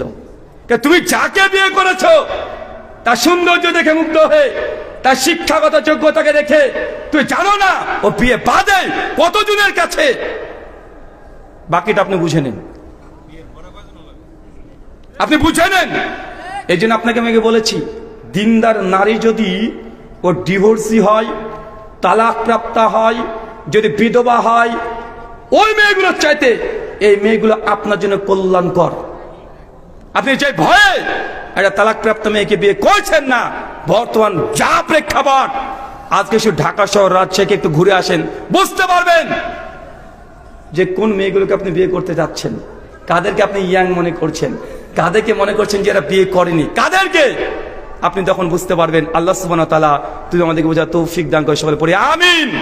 সম্মানিত শুধু বিবাহ প্রসঙ্গে আলোচনা করতে গেলে আমার লাইনটা আলাদা দিকে চলে যাচ্ছে। মানে 14ই ফেব্রুয়ারি তো মুখ তার বন্ধ থাকছে না, মানে ওই দিকে চলে যাচ্ছে। 3 গুনাহ বর্জনের তৃতীয় পয়েন্ট হচ্ছে, দ্বিতীয় পয়েন্ট যেটা বললাম, নেককার পরেশগার ব্যক্তিদের সঙ্গে সহবাত মাজলিস। আরেকটা হাদিস দেখেন, সহিহ বুখারী 2234 নম্বর হাদিস। আল্লাহ নবী আলাইহিস সালাম তিনি বনী ইসরাইলের 3 জন ব্যক্তির কথা বর্ণনা করছেন, একজন ব্যক্তির কথা বর্ণনা করছেন যে 99 জন মানুষকে হত্যা করেছে। কয়জন? এই হাদিস জানা আছে না? মাশহুর হাদিস। 99 জন মানুষকে হত্যা করে ও হাঁটতে হাঁটতে চলে যাচ্ছে। একজন ইহুদি পণ্ডিতকে পেয়েছে, গিয়ে বলছেন যে দেখেন, আমি এই মুহূর্তে 99 জন মানুষকে হত্যা করেছি, আমার কি কোনো ক্ষমা আছে? আমি যদি, আপনি যে রবের উপাসনা করেন, ঈশ্বর উপাসনা করেন, সে কি আমাকে ক্ষমা করবেন? ইহুদি পণ্ডিত বলছে, বাবা রে, 99টা মানুষকে মেরে দিয়েছে, আর ক্ষমা? তোমার কোনো ক্ষমা নেই। এরকম কিছু মানুষ আছে না নাই? মানে পীর সাহেবরা এরকম কথাই বলে, যদি আপনি যান যে হুজুর অনেক গুনাহ করেছি, পাপ করেছি, হুজুর আল্লাহ কি আমাকে ক্ষমা করবে? না, তোকে আল্লাহ ক্ষমা করবে না। বান্দা এত পাপ করেছে, নিজের সঙ্গে এত অন্যায় করেছে, বান্দার দোয়া, বান্দার তওবা আল্লাহ কবুল করে না। এই জন্য মাঝখানে একটা পীর সাহেব লাগবে, এখন বায়াত কর, আমি তোর জন্য দোয়া করে দিব। আছে না নাই? কথা বলেন। আর এই কথা তো আমাদের পীর সাহেব লিখে রেখেছে বেদে মারিফত পৃষ্ঠা নম্বর 65-তে, যে বান্দা এত গুনাহ করিয়াছেন যে রব আল্লাহ সুবহানাহু ওয়া তাআলা বান্দার গুনাহ মানে কবুল করবে না। এই জন্য মাঝখানে একটা পীর সাহেব লাগবে। পীর যদি পীরের উসিলাতে দোয়া করতে হয়। ভাই সমাজে প্রচলিত আছে না নাই? আমি বলেছিলাম একবার যে ভাই আপনি কত বড় পাপী, কতটা মানুষকে হত্যা করেছেন। আপনি 99টা মানুষকে হত্যা করেছেন, করতে পেরেছেন? আর আপনার পাপ তো সামান্য, তার মানে আপনার পাপ তো সামান্য। আপনি 99 জন মানুষকে হত্যা করতে পারেন নাই। আপনি বলছেন যে না, আল্লাহ আপনার দোয়া কবুল করবে না। এই জন্য মাঝখানে একটা দালালকে ধরতে হবে। ওই দালালকে না ধরলে আল্লাহ আপনার ডাক শুনবে না। আচ্ছা, আপনি কি শয়তানের চেয়ে তো খারাপ? আল্লাহ শয়তানের দোয়া কবুল করেনি। সূরা বাকারা খুলেন, 40 থেকে 50 নম্বর আয়াত, সূরা সুয়াদ 70 থেকে 75 নম্বর আয়াত, সূরা তাহা 115 থেকে 120 নম্বর আয়াত, সূরা আরাফ 14 থেকে 21 নম্বর আয়াত। সূরা আরাফের আয়াতটাকে দেখবেন ভালো করে গিয়ে, যখন আল্লাহ আদমকে আর হাওয়াকে জান্নাত থেকে বের করে দিচ্ছেন, যাও শয়তান ইবলিস তোকে যেতে হবে। ইবলিস তখন বলছে, আল্লাহ তোমার আদম আর এই হাওয়ার জন্য আজকে আমাকে দুনিয়াতে যেতে হবে। তো যাই হোক, তোমার কাছে শেষবার মতো একটা জিনিস চাইবো, দেবে? আল্লাহ বলছে, তুই চাইবি? চা কি চাইবি? চাচা বলেন তো কি চেয়েছিল? হ্যাঁ, 3টে। কি কি চেয়েছিল বল? বলছি 3টে জিনিস। আচ্ছা, শয়তান শেষ আল্লাহ কি চেয়েছিল? মানুষের শিরায় শিরায় যখন চলতে পারে। চাচা, শয়তানের আল্লাহ কাছে চাইছে, আল্লাহ তার দোয়া কবুল করেছে কি করে নাই? তো আপনি কত বড় শয়তান হয়েছেন যে আল্লাহ আপনার দোয়া ডাইরেক্ট কবুল করবে না, মাঝখানে এই পীরের নামে দালালগুলোকে লাগবে। বাঙালিরা বলে, বাপরে আপনি আমার পীরদেরকে দালাল বলছেন। পীরদের ব্যাপারে সমালোচনা করে, আপনি জানেন আমার পীর এত বড় পীর, এত বড় পীর। একদিন পীর সাহেবের সঙ্গে আমি ওয়াজ করে আসছিলাম, রাত 2টো তখন বাজে, বক্তা দিবেন আলোচনা করেছে, রাত 2টো বাজছে। বলছে আমার পীর সাহেবের সঙ্গে আসলাম, মাঝখানে নদী, ভয়ঙ্কর ঝড় বৃষ্টি শুরু হয়ে গেছে। আমি তো ভয়ে ভীত সন্ত্রস্ত। পীর সাহেবকে বললাম যে, পীর সাহেব এখন এই নদী পার হব কিভাবে? পদ্মা নদী, গভীর রাত্রিবেলাতে ঝড় বৃষ্টি শুরু হয়ে গেছে। আমি তো ভয় পেয়ে গেলাম। গিয়ে দেখছি মাঝখানে কোনো নৌকাটা উঠতে আলিফ লায়লার মতো নদী পার করে দিয়েছে। মানে পীর সাহেব যে গল্প লিখেছে আলিফ লায়লা দেখেছে খুব, বুঝতে পারলেন না? আগে আলিফ লায়লা হতো না, ওই জায়না মাঝে করে উড়ে বেড়াতো। ওই সিন ওর জীবনে কারামতে লিখছে। আমি তখন বলেছিলাম, বা আমি যতটা দেখেছি, শাইখ আমার চাইতে বেশি ভালো জানে এই বিষয়গুলোতে। তিনি এই বিষয়ে পরে তাবলিগ জামাতের সরব বই আলোচনা করেছেন অনেকগুলো। আগেকার দিনের পীরের যত কারামত দেখবেন, কমন কারামত, যে পীর সাহেব উঠতে পারতেন। পীর সাহেব এক জায়গা থেকে আরেক জায়গায় পলকে চলে গেছে। বা এরকম দেখেন নাই, খাজা মঈনুদ্দিন চিশতির জীবনী পড়েন, একটা কারামত অধ্যায় পেয়ে যাবেন, ওখানেও আছে।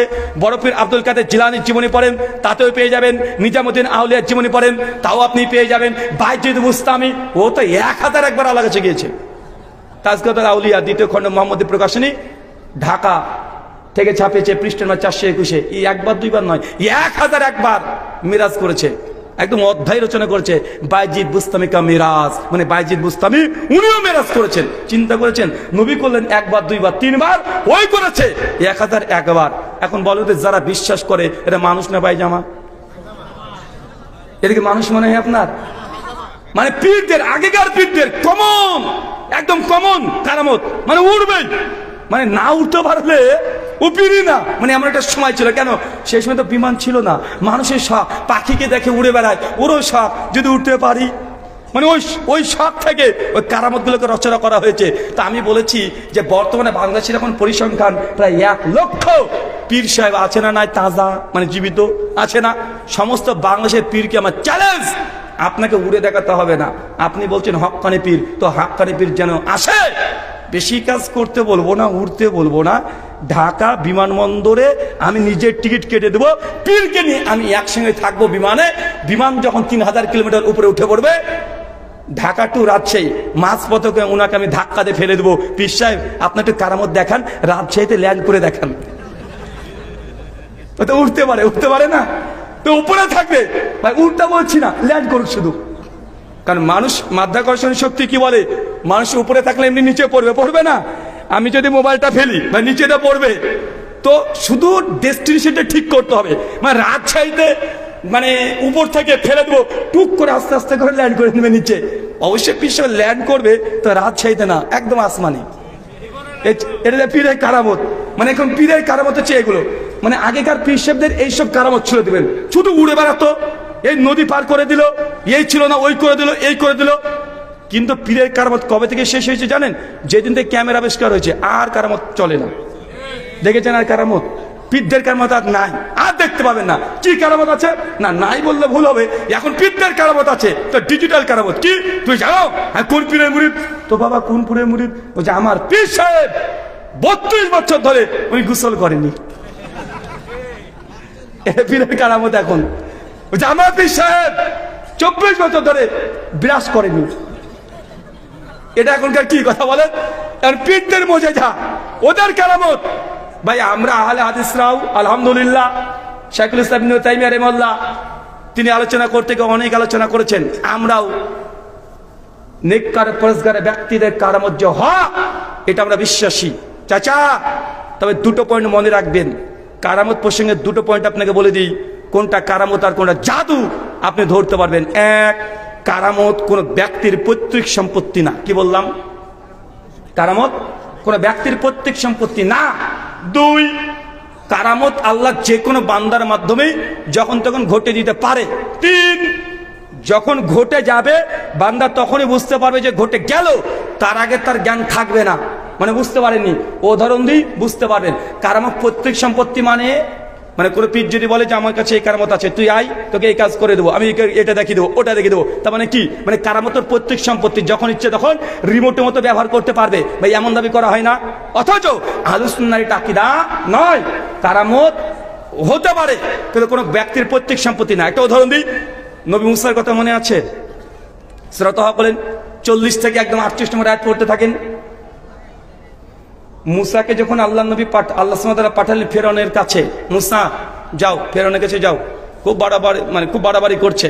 মুসা বলছে আল্লাহ ওর কাছে যাবো, খুব শক্তিশালী লোক, তো আল্লাহ আমার ভাই হারুনকে একটু যে নবী করে দিতেন। আল্লাহ তো বলছে আচ্ছা ঠিক আছে, যাও, হারুনকে নবী করে দিলাম, তোমার সহকারী বানিয়ে দিলাম। সঙ্গে সঙ্গে মুসা নবী আর হারুন নবী দুইজন একসঙ্গে চলে যাচ্ছেন ফেরাউনের দরবার। যাওয়ার পর দেখছে বাপ রে বাপ, গোটা এলাকার মিশরের যত বড় জাদুকর আছে সব নিয়ে বেচারা সাপ নিয়ে খেলাখেলি করছে। মুসা নবী তো দেখে তো ভয় পেয়ে, আরে বাপরে কোথায় এলাম, কোথায় এসেছি। তারপরে আল্লাহ যখন মুসা নবী ভয় পেয়ে গেলেন, তখন আল্লাহ বলছে আল্লাহ এই কতগুলো জাদুকর কতগুলো সাপ নিয়ে এসেছে, কি করবো এখন? আল্লাহ তোমার বলছে মুসা, মুসা তোমার হাতে কি? আল্লাহ যে লাঠি, লাঠি, সামান্য লাঠি, লাঠি ফেলে দাও। যখনই ফেলে দিয়েছে সঙ্গে সঙ্গে এমন মস্ত বড় সাপ, ফনা তুলে যত ফেরাউনের সাপ ছিল সবগুলো হজম করে নিয়েছে। আর লাঠি ফেলার সঙ্গে সঙ্গে যখন সাপ হয়ে গেছে, মুসা নবী ভয়ে 2-3 ধাপ পিছনে চলে এসেছে। চাচা মুসা নবী জানে না তার লাঠি সাপ হয়ে যাবে। মানে কারামত যার ঘটে যাবে ওর নিজের পৈতৃক সম্পত্তি না, ঘটার পরে গেলে বুঝতে পারবে। মানে বুঝতে পারলেন না? বুঝতে পারলেন কি? কারামত নবী মুসা তার হাতে লাঠি আছে, দেন আবার দেখেন, তাহলে মুসা নবী তো প্রমাণ হয়ে গেল যে তার লাঠিটা যেমন তেমন লাঠি না, সাপ হয়ে যায়। আবার দেখেন ফেরাউন যখন তার চেয়ে মুসা নবী দৌড়ছে, তার সৈন্য সামন্ত আছে, ফেরাউনের সৈন্য সামন্ত আছে, মাঝখানে মহাসমুদ্র। আল্লাহ কি করবে এবার তো সমুদ্র। আল্লাহ হচ্ছে হাতে কি? লাঠি, মারো ঠোকা, সাপ হওয়ার কথা তো। এবার কি হয়েছে চাচা? রাস্তা হয়ে গেছে। তো মুসা নবী নিজে যায় না, তার লাঠির মধ্যে কারামত ঘটে যাবে। ঘটার পরে বুঝতে হচ্ছে রাস্তা হয়ে গেছে। তার মানে বোঝা গেল এই কোন কারামত কোন ব্যক্তির পৈতৃক সম্পত্তি না। ওদের যুদ্ধে আল্লাহ নবী আলাইহিস সালামের এই দাঁত মোবারককে শহীদ করেছে না, দাঁতকে শহীদ করে দিয়েছে। আবার সহিহ বুখারী 6881 নম্বর হাদিস, একজন সাহাবী একজনকে হত্যা করতে এসেছিলেন। তারপরে আল্লাহ নবী তার পা এমনভাবে ভেঙে গেল সে চলতে পারে না। আল্লাহ নবীর কাছে যখন আসলেন, আল্লাহ নবী শুধু কয়েকবার হাত দিয়ে তিনি কিছু পড়ে তিনি এইভাবে শুধু হাতটাকে বুলিয়ে দিলেন। সাহাবী বলছেন তারপরে আমি এমনভাবে হাঁটতে পারলাম, মনে হচ্ছে না যে আমার পায়ে কিছু হয়েছিল। আলী বিন আবি তালেব রাদিয়াল্লাহু আনহু তিনি যুদ্ধে যাবেন, তিনি কান্না করছেন, হঠাৎ করে চোখের সমস্যা। নবী এসে তার জিওয়া থেকে নালাটা নিয়ে তার চোখে লাগিয়ে দিলেন। সঙ্গে সঙ্গে আলী বিন আবি তালেব ঝকঝকে তিনি দেখতে পাচ্ছেন। চাচা নবী নিজে দাঁত ভেঙে গেছে, ওইখানে তিনি নিজে একা দাঁতকে সুস্থ করতে পারেন না, ব্যথা যন্ত্রণা ছটপট করছে। ফাতেমা রাদিয়াল্লাহু আনহা বলছেন আমার আব্বা যখন চিৎকার মারছিল ওদের প্রান্তে, যখন পাহাড়ে উঠতে পারছিল না, সহিহ বুখারী 3039 নম্বর হাদিস, আমি আর আলী গিয়ে ছুটে গিয়ে আমার আব্বার পা গুলোকে পানিতে ধৌত করছি, ওদের পা দিয়ে রক্ত বেরোচ্ছে, 5খানা তীর লেগেছিল। তার মানে কি বুঝতে পারলেন আপনি এতক্ষণ? কারামত কোন ব্যক্তির বাপের সম্পত্তি না, পৈতৃক সম্পত্তি না, যে যখন যেমন চাই তখন তাই করে দেবে, এই সম্পত্তি না। কিন্তু বর্তমান পীররা কি বলে? কারামতুল আউলিয়া হাক্কুন, পীরদের কারামত সত্য বা আমরাও বলি, এটা কোনো হাদিস না। কবি সাহিত্যিকরাই কথাগুলো মানে বলেছেন, কিন্তু এখান থেকে একটা নুক্তা বিশ্বাস করেন, আল্লাহ জাত তার মধ্যে দিয়ে কারামত ঘটে দিতে পারে, কিন্তু সে যদি বলে না আমি কারামত দেখাবো, এই হচ্ছে টাটকা ভণ্ড। ঘটে যেতে পারে, ঘটে যেতে পারে যখন দেখুন। একটা হাদিস বর্ণনা আছে, ওমর ইবনুল খাত্তাব রাদিয়াল্লাহু তাআলা আনহু তিনি সিরিয়াতে কিছু মানুষকে পাঠিয়েছেন যুদ্ধ করতে। ওমর বিন খাত্তাব একদম তিনি জুমার খুতবা দিচ্ছেন, আর সিরিয়া প্রায় ১৫০০ কিলোমিটার রাস্তা। ওমর বিন খাত্তাবের উপরে হঠাৎ করে তিনি দেখতে পাচ্ছেন যে মুসলিম সৈন্যবাহিনীগুলোকে কাফেররা মানে মেরে দেবে। ওমর বিন খাত্তাব মসজিদ থেকে চিৎকার করে বলছে যে তোরা সব পাহাড়ের পেছনে লুকিয়ে পড়ো। যখন এই কথা বলেছেন, যিনি যুদ্ধের প্রধান সেনাপতি ছিলেন তার কানে ওমর বিন খাত্তাবের কথা পৌঁছে গেছে। ওমর বিন খাত্তাবের কথা পৌঁছে গেছে, সঙ্গে সঙ্গে তিনি পিছনে এসে পাহাড়ের পেছনে চলে এসেছে। মুসলিমদেরকে আর হত্যা করতে পারেনি। দেখছেন ওমর বিন খাত্তাবের কথা কতদূর যায়। ওমর বিন খাত্তাবের কথা না, ওমর বিন খাত্তাব সরাসরি যুদ্ধকে দেখতে পাচ্ছে। ইমাম বাইহাকি তার ইতিকাদের মধ্যে আল মাদখালের মধ্যে এই হাদিসকে নিয়ে এসেছে। তবে আমার উস্তাদ হাফেজ জুবাইর আলী যাহির রাহিমাহুল্লাহ তার ইলমে মাকালাতের মধ্যে চতুর্থ খণ্ডে তাহকিক করে বলেছেন এই সনদ সহিহ নয়, দুর্বলতা আছে। 3টে সনদ পাওয়া যায়, অনেকে 3টে সনদের কারণে হাসান আলী গয়রি বলেছে তো সনদ দুর্বলতা আছে। কিন্তু যারা কারামতে বিশ্বাসী তারা এটাকে দলিলও বানায়।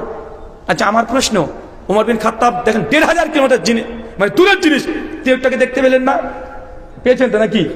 তার মানে ওমর বিন খাত্তাব তিনি দেখতে পান, তার কথা ১৫০০ কিলোমিটার চলে যায়। অথচ ওমর বিন খাত্তাব রাদিয়াল্লাহু আনহু তিনি নামাজ পড়ছেন, পেছনে দাঁড়িয়ে আছে আবু লুলু একদম তরবারি নিয়ে। চাচা মনে নাই? নামাজরত অবস্থায় ওমর বিন খাত্তাবের পেটে ঢুকে দিলেন, পিঠে ঢুকে দিলেন। তিনি সঙ্গে সঙ্গে উল্টে পড়ে গেলেন, অজ্ঞান হয়ে গেলেন। যখন জ্ঞান ফেরার চেষ্টা সে বলছে কে আমাকে হত্যা করেছে, কে করেছে? বলছে আবু লুলু। ওমর বিন খাত্তাব শুকরিয়া আদায় করছে যে কোনো মুসলমান মুমিনের হাতে আমাকে হত্যা হতে হয় নাই, আমাকে কাফের হাতে হত্যা হতে হয়েছে, মুনাফিকের। ওমর বিন খাত্তাব তার মানে দেখতে পাচ্ছেন ১৫০০ কিলোমিটার দূরে কোথায় কি ঘটছে যুদ্ধে তিনি দেখে নিলেন। কিন্তু নামাজরত অবস্থায় তার পেছনে জামাতের শরীক আছে আবু লুলু, তাকে দেখতে পেলেন না। কি বুঝলেন? তার মানে ওমর বিন খাত্তাবের ওই যে ঘটনা, এটা কি ছিল? তার কারামত, এটা আল্লাহ দেখিয়েছেন। এটা ওমর বিন খাত্তাবের ব্যক্তিগত সম্পত্তি ছিল না। যদি হতো তো পেছনকে মানুষকে দেখতে পাবেন না, কথা বলেন, দেখা যাবে না, দেখতে পাবেন, এটা স্বাভাবিক। এরকম আপনার কয়েক শত শুধু সাহাবী তাবিদের ঘটনা থেকে প্রমাণ করা যায় যে কারামত এটা হচ্ছে কোনো ব্যক্তির পৈতৃক সম্পত্তি না, ঘটে যাওয়ার পরে মানুষ বুঝতে পারে ঘটে গেল।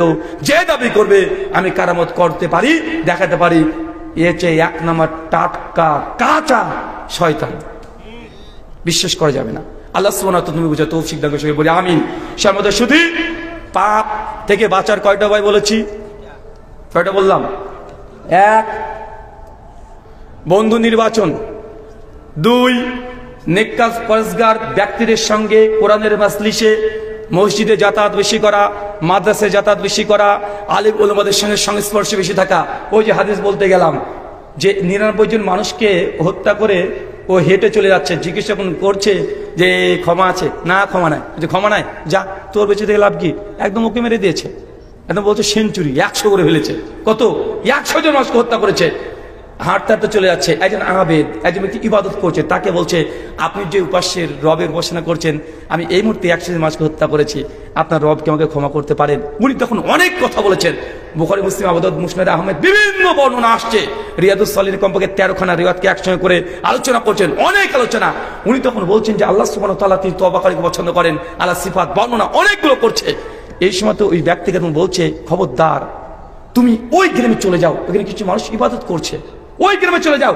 খবরদার তুমি যে গ্রামে থাকো ওখানে থাকবে না, ওদের সঙ্গে থাকবে না, তুমি ওই গ্রামে চলে যাও।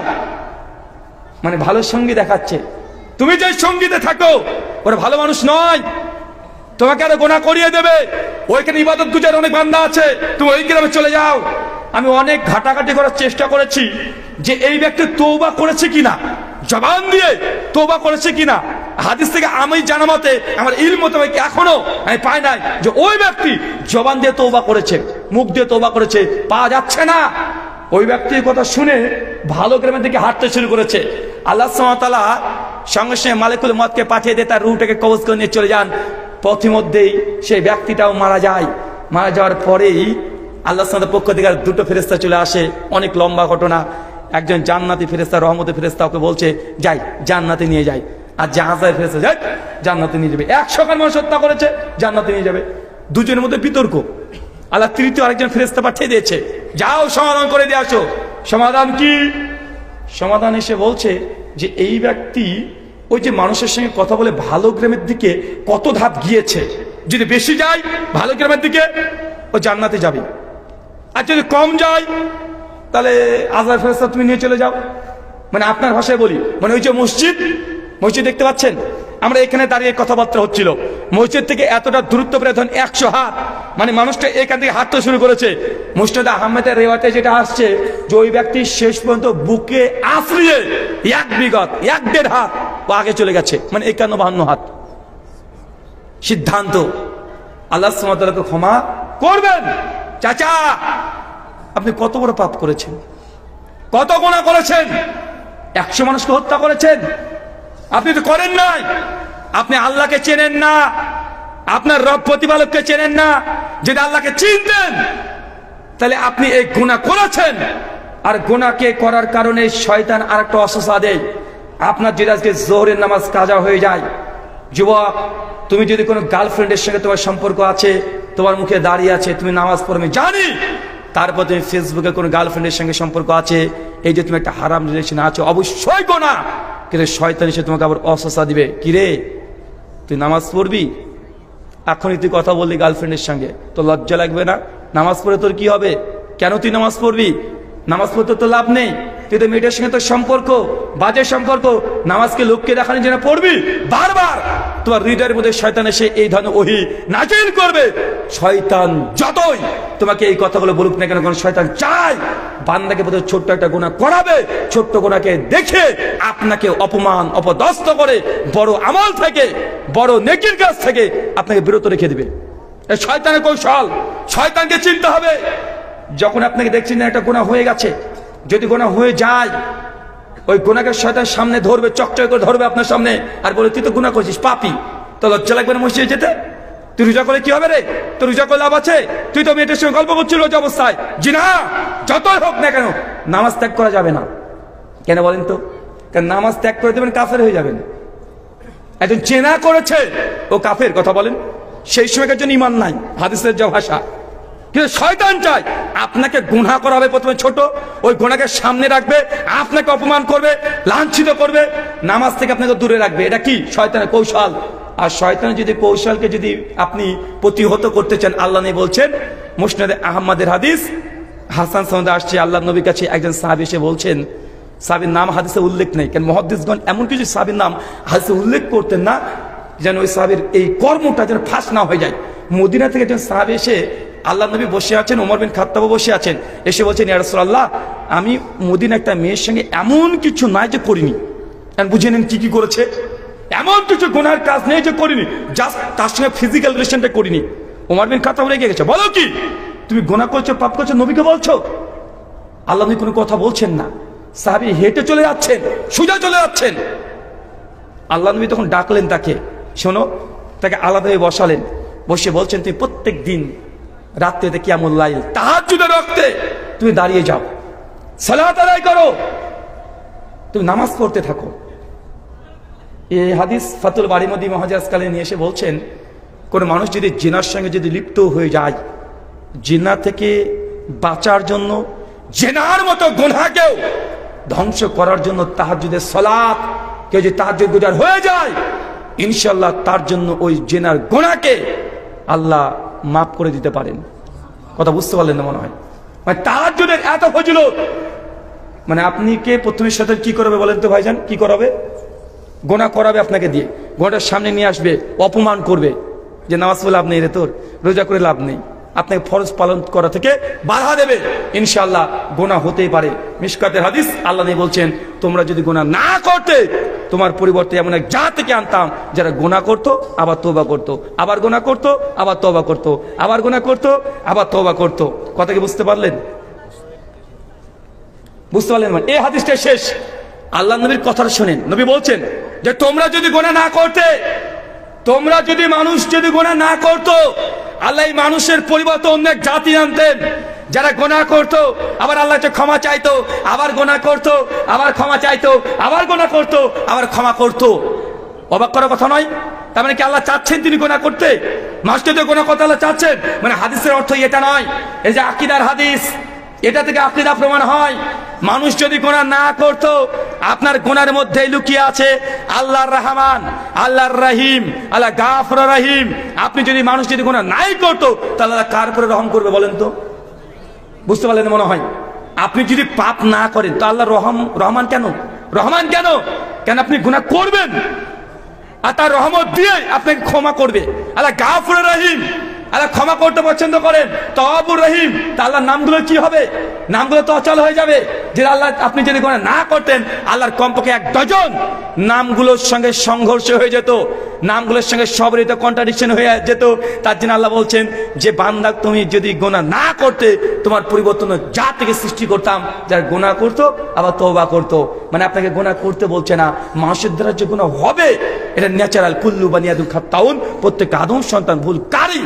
ভুল আপনি করবেন, তবে শ্রেষ্ঠ ভুলকারীকে যে তওবা করে, যে আল্লাহকে ক্ষমা চায়। মানে গুনাহ হয়ে গেলে ক্ষমা করতে চাইতে হবে।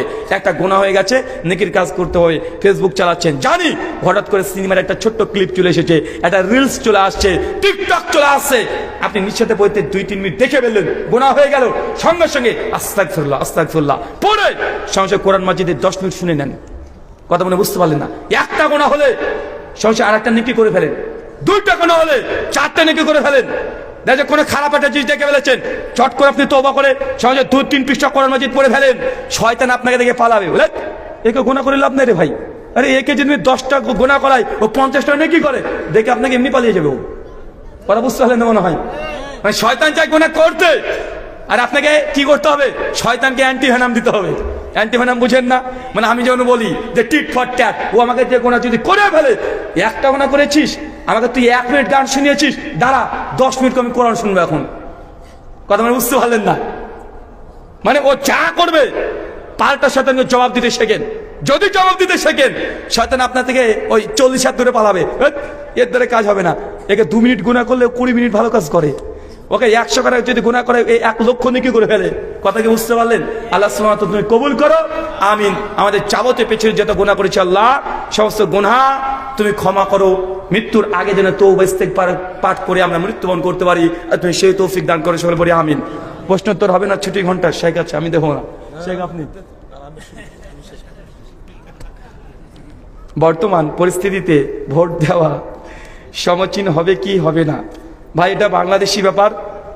তবে আমি শেখ আছে বসে শোনেন, আমি যতটুকু কোরআন সুন্নাহ ঘেটেছি, সালফে সালিনের ফতোয়া, আমাদের ইন্ডিয়ান জামিয়া সালাফিয়া বানারস, পশ্চিমবাংলা দারুল ইফতা, ইউপির দারুল ইফতা, আমি যতটুকু পেয়েছি, আমি জাস্ট সিনারি বলছি, কোনো ফতোয়া নয়। ধরেন এমন একটা দেশকে কল্পনা করেন, ক্যামেরা আছে, সব কথা বলা যাবে না, সমাজদেরকে নিয়ে ইশারায় কাফি। এমন একটা দেশ আছে যেখানে 35% 40% মুসলিম, 60% আছে অমুসলিম। সে দেশে যিনি ক্ষমতায় আছেন, তিনি যদি ক্ষমতায় থাকেন, তাহলে মুসলিমদের উপরে নির্যাতন করেন, মুসলিমদেরকে হত্যা করেন, মসজিদে যেতে বাধা দেন, জোর করে তাদের ধর্মের কালেমা পাঠ করান, মসজিদে মেয়েদের মা বোনদের উপরে অত্যাচার করে। নিশ্চিত উনি থাকলেই প্রকাশ্যে ইসলামের সঙ্গে যুদ্ধ ঘোষণা করে। ওই সরকার যদি থাকে, এরকম একজন সরকার, একটা দেশের প্রধানমন্ত্রী, উনি কাফের, ধর্মে কাফের। ওই দেশে আরেকজন আছে, উনিও কাফের, উনি মুসলিম না, মুমিন না, কাফের। কিন্তু উনি যদি ক্ষমতায় চলে আসেন, অন্তত পক্ষে মুসলিমদের নামাজ পড়া, রোজা করা, হজ, যাকাত, দিন পালনে বাধা দেয় না। কে গরু খেলো, কে শুয়োর খেলো, উনি দেখেন না। কে মসজিদে গেল, কে মন্দিরে গেল, উনি দেখেন না। এখন আমি জানছি, আমি যদি বলেই ফেলেছিলাম, আমি যদি ওইখানে ওই রাষ্ট্রে যদি ভোটকে যদি তখন বয়কট করি, তাহলে 60% 70% সংখ্যাগরিষ্ঠ তারা ক্ষমতাতে তাকে রেখে দিবে সারা জীবন। তারা এই গণতন্ত্রের নোংরা জায়গা থেকে ওই ব্যক্তিকে ক্ষমতায় রেখে দেবে। যদি ভোটকে বয়কট করে দিই, ক্ষমতায় তারাই থেকে যাবে। কথা বুঝতে পারছেন? আরো 5 বছর, আরো 10 বছর, 20 বছর যতদিন থাকবে, মুসলিমদের উপরে নির্যাতন তত বাড়বে। এই সময়তে সে রাষ্ট্রে যদি মুসলিমরা 40% একসঙ্গে 40% ভোট যদি ওই যে বিরোধী দল যিনি ক্ষমতায় আসলে উনিও কাফের, মুসলমান না, উনিও কাফের, মুসলমান না। উনাকে ভোট দিয়ে যদি ক্ষমতায় নিয়ে আসা যায়, অন্তত মুসলমানদের উপরে নির্যাতন আর হবে না। এই জায়গাতে ভোট দেওয়া ওই রাষ্ট্রে মুসলিমদের জন্য অনেকটা অপরিহার্য, দিতে হবে। যে না দেন, আমার ভোটের কারণে যদি ক্ষমতা যদি ওরা 10 বছর 20 বছর 30 বছর থেকে যায়, মুসলিমদের উপরে যত নির্যাতন হবে এর দায়ভার আপনার উপরে আসবে। কথা বুঝতে পারলেন? 2, ভোট দেওয়ার শিরিক আছে কিছু জায়গায়, এটা ডাইরেক্ট ফতোয়া নয়। মানে কোন দেশে বসবাস করছেন, দারুল আমান না দারুল হার্ব না দারুল দাওয়া, 4-5টা ক্যাটাগরি আছে। শেখ আল্লামা নাসিরুদ্দিন আলবানী রাহিমাহুল্লাহ ফিতনাতুত তাকফিরে অনেক লম্বা আলোচনা করেছেন। আরেকটা দেশ যেখানে মুসলমানরা, কোরআন মাজিদের উদাহরণ দিয়ে বলি, সৌদি আরব ধরেন, আমি জানি কিছু ফাঁসি কাজ করছে, তারপরেও তার কোরআনের আইন মেনে চলে। কারণ সৌদি আরবে যদি কোনো দল বেরিয়ে আসে, কোনো জামাত বেরিয়ে আসে, বিপ্লব করছে যে সৌদিতে কোরআনের আইন চাই না, আমরা ব্রিটিশ ল চাই, এবং তার বিপ্লব করছে, তারা ডেমোক্রেসি নেওয়ার চেষ্টা করছে, সেই সময় যদি আপনি ভোট দেন তাহলে শিরিক হবে। কেন? একদিকে মানবরচিত আইন, একদিকে আল্লাহর আইন। কথা বুঝতে পারলেন? তাই এটা এক কথায় উত্তর না, অনেক বড় বিষয়। কোন ভূখণ্ডে বাস করছেন, আমি যে কথা বললাম এটা বাংলাদেশের ফতোয়া নয়। বুঝতে পারলেন না ভাইজান? এটা আমি যেখানে থাকি সেখানকার ফতোয়া এখানে হবে। কোথায় প্রযোজ্য আগে আপনাকে বুঝতে হবে, যে কোন ভূখণ্ডে বসবাস করছেন। মক্কার আয়াতের ওয়েট আর মদিনার আয়াতের ওয়েট মোটেই সমান না, পার্থক্য আছে। তাই এগুলো আরো গভীর বিষয়। আমার একটা আলোচনা আছে, ইউটিউবে চলে যাবেন, প্রায় 35 থেকে 38 মিনিটের আলোচনা। ভোট আপনি কাকে দেবেন, কোন জায়গাতে দেওয়া জায়েজ, কোন জায়গাতে ভোট দেওয়া ওয়াজিবের দরজায় চলে যায়, আর কোন জায়গাতে ভোট দিলে শিরক হয়ে যায়। আমার এইভাবে 3টে প্রায় আলোচনা আছে, ইউটিউব থেকে বিস্তীর্ণ শুনতে পারবেন।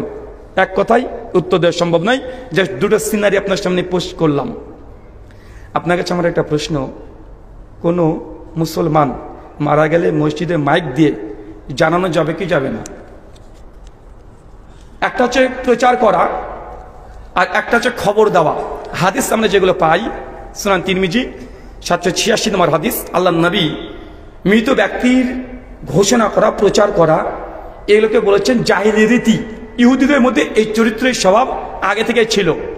ইমাম তাবরানি আর দুয়া কিতাবের মধ্যে অনেক লম্বা আলোচনা করেছেন যে সেই সময় ইহুদিরা কিভাবে প্রচার করত। ইহুদিদের যদি কেউ মারা যেত, পণ্ডিত ব্যক্তি, তারা একটা উটের ওপরে একটা ঢোল দিয়ে তারা ঘোষণা করতো যে অমুক মারা গেছে, অমুক পাত্রী মারা গেছে, এই মারা গেছে, এই কাজ করেছে, তার সম্মান মাকাম বর্ণনা করে প্রচার করে বেড়াতো। কারণ ইহুদিরা কবর দেয় কি দেয় না, খ্রিস্টানরা দেয় কি দেয় না, তারাও কবর দেয়। তো ইহুদিদের প্রচলন আগে থেকে ছিল। আল্লাহ নবী বললেন যে এইভাবে প্রচার করা এবার ন্যায় করা, এগুলো হচ্ছে জাহিলি রীতি। তবে একটা হাদিস পাওয়া যাচ্ছে বুখারীতে, যে আল্লাহ নবীর কাছে একজন নারী, একজন সাহাবী, সে বলছেন, নবী বলছেন যে ওই বয়স্কা বৃদ্ধা নারীটা কোথায়? ইয়া রাসূলুল্লাহ, উনি তো মারা গেছেন। হ্যাঁ, মারা গেছেন, আমাকে তুমি জানালে না? আল্লাহ রাসূল, ভয় পাচ্ছিলাম, রাত্রিবেলা আপনি আসবেন। তার মানে বোঝা গেল একজন সাহাবী মহিলা মারা গেছে, নবী জানেই না, তার মানে প্রচার হতো না। কথা বুঝতে পারলেন না মনে হয়? তাই প্রচার হয়নি। প্রচার হতো, নবী জানতেন না, তুমি জানা না? আল্লাহ, আমি ভয় পাচ্ছিলাম, আপনি আবার রাত্রিবেলা আসবেন। তারপরে অনেক কথা এই হাদিস থেকে বোঝা যাচ্ছে আল্লাহ নবী মৃত ব্যক্তির খবর শোনার তিনি চেষ্টা করছেন। এই জন্য বিন বাস রাহিমাহুল্লাহ আধুনিক উলামাদের মধ্যে আর সালাফদের মধ্যে যদি নিতে যান, ইসহাক বিন রাহিয়া রাহিমাহুল্লাহ বিখ্যাত তাবে তাবিন প্রজন্মের মানুষ, হাসান বসরি, আতা বিন আবি রাবাহ, তাদের মতামত হচ্ছে এটাই যে মৃত ব্যক্তির জন্য প্রচার করা নাজায়েজ, জাহিলি রীতি, খবর দেওয়া জায়েজ। প্রচার কাকে বলে, খবর কাকে বলে? প্রচার একজন ব্যক্তিকে দায়িত্ব দিলেন, 1000 মানুষ শুনলো, এটাকে বলে প্রচার। খবর কোনটা? একজন শুনেছে আর একজনকে পৌঁছে দিল, এটা হচ্ছে খবর। কথা বুঝতে পারলেন? তাই মৃত ব্যক্তির জন্য প্রচার করা, খবর দেওয়ার আগে পার্থক্যটা বুঝেন। প্রচারটা বিদআত, জাহিলি রীতি, খবর দেওয়াটা এটা বৈধ, একজন মানুষ একজনকে জানাবে, এটা খবর। আরেকটা এখানে একটা অংশ বলে দিই, মসজিদের মাইক থেকে ঘোষণা দেওয়া যাবে কি যাবে না? উত্তর ওটা তো হয়ে যায়। আল্লাহ নবীর স্পষ্ট বুখারী মুসলিমের হাদিস, মসজিদে কোনো জিনিস যদি আপনার হারিয়ে যায়, দেখেন আমি গিয়েছি, আমার মোবাইলটা আপনার মসজিদে রেখে দিয়েছি, ভুলে গেছি, বাইরে চলে আসছি, একটু মনে পড়লো যে মোবাইল তো থুয়ে এসেছি, মসজিদে গিয়ে আমি বলছি, এই মোবাইলটা কোথায় রাখলাম গো? চাচা মোবাইলটা দেখেছেন? তাহলে আপনাদের মসজিদে মুসল্লি যদি 100 মানুষ থাকে, বলতে হবে আল্লাহ রাহুল ভাই যেন তার মোবাইলটা না পায়। এটা আল্লাহ সুন্নাত, বলতে হবে, বলতে হবে। যদি আপনি আহলে হাদিস হন, এটা নবীর হাদিস। মানে হারিয়ে যাওয়া জিনিস মসজিদ থেকে ঘোষণা দেওয়া যাবে না। আচ্ছা চাচা, একটা মানুষ মারা গেছে, ও হারিয়ে যায় নাই, ও তো দুনিয়া থেকে হারিয়ে গেছে, প্রচার করবেন কেন? ওর মসজিদ থেকে হবে? প্রচার করতে পারবেন? বিন বাজ রাহমাতুল্লাহর ফতোয়া এখানে শেখ সালেহ আল ইসলামিন তিনিও আলোচনা করেছেন। শেখ সালেহ মুনাজ্জিদে বলেছেন দুটো জিনিস মসজিদের মাইক থেকে ঘোষণা করতে পারবেন, দুটো জিনিস, তাছাড়া মসজিদের মাইক থেকে আর ঘোষণা করা যাবে না। তার মধ্যে একটা হচ্ছে বড় মসজিদ, অনেক জনসংখ্যা হয়েছে, 10,000, 20,000, 50,000, 1 লাখ, এরকম মসজিদ আছে না নাই? একটা বাচ্চা হারিয়ে গেছে, মানুষ হারিয়ে গেছে, বৃদ্ধ মানুষ হারিয়ে গেছে, খুঁজে পাওয়া যাচ্ছে না, তখন মসজিদ থেকে যদি ঘোষণা করে বলে দেয় যে অমুক জায়গাতে একটা মানুষকে পাওয়া গেছে, অমুক জায়গাতে আছে, নিয়ে যায়, এই ক্ষেত্রে একটা জায়েজ। 2, এলাকাতে কোনো ডাকাত, চোর, শত্রুপক্ষ চলে এসেছে, মসজিদে যদি কেউ থাকে সে মসজিদের মাইক ব্যবহার করে মুসলিমদেরকে সতর্ক করে শত্রুর বিরুদ্ধে দাঁড়িয়ে যাওয়া, এই জায়গাতে জায়েজ। কথা বুঝতে পারলেন? আম ভাবে এই কালুর বাটা আমার চটি নিয়ে চলে গেল রে, দিয়ে যা, ভাই বলেন এরকম? ভাই চটি হারিয়ে গেছে, মসজিদে মাইক ব্যবহার করছে। আর গতবার তো ভাইরাল, কি পরিষ্কার বলছে, সেহরির আজান দিবে, মানে আর মাত্র 2 মিনিট সময় আছে, খাইলে খাইয়ালান, নাহলে আজান দিয়া দিমুনি।